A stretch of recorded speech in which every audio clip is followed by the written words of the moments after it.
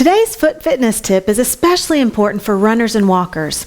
It also can benefit people with lower back issues.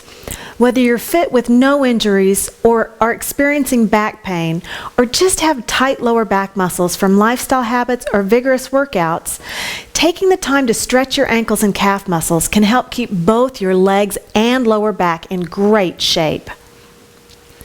One of the great things about Pilates training is a number of exercises, especially on the reformer, where we get to rise up on our toes and lower our heels back against the resistance of the springs. This helps elongate the legs while strengthening and stretching the calves. But you might not always have a reformer or a Pilates tower handy for an effective calf stretch. So here's a great way to stretch your ankles and lower legs at home, before or after any fitness workout.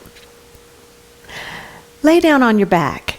If you've really got tight hamstrings, bend your left knee and put your left foot flat on the floor while you lift your right leg up to the ceiling.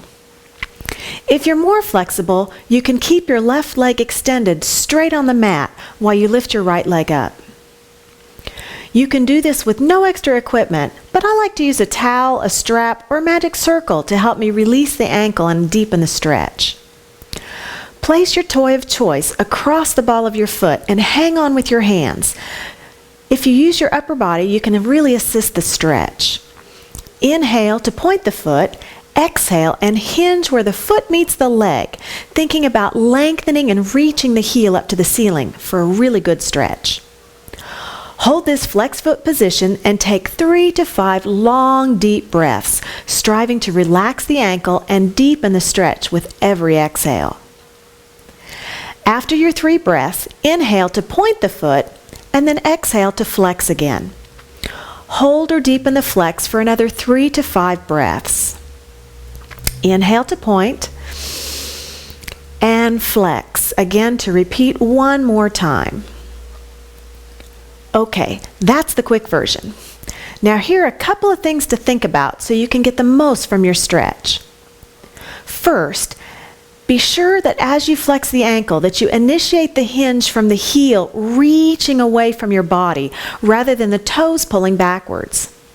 If you start from the toes, you're actually jamming the toes towards the foot and jamming the foot into the ankle joint, which in the long run is going to restrict your movement at the ankle and reduce the effectiveness of your stretch, even though you probably are still feeling a stretch.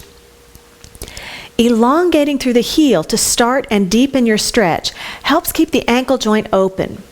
More joint space means more potential movement and a better stretch. Second, be sure that the whole foot hinges back evenly.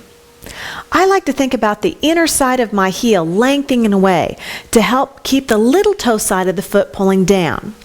This keeps the whole foot even. It's kind of like you're trying to stand on the ceiling.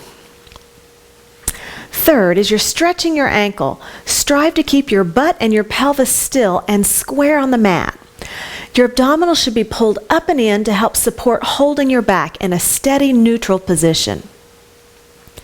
Especially if you're doing this with your supporting leg bent, be sure that you're not pushing with that leg to tuck your pelvis under or that you're hiking a hip up as you're stretching. Think about your hips and your shoulders square like a box.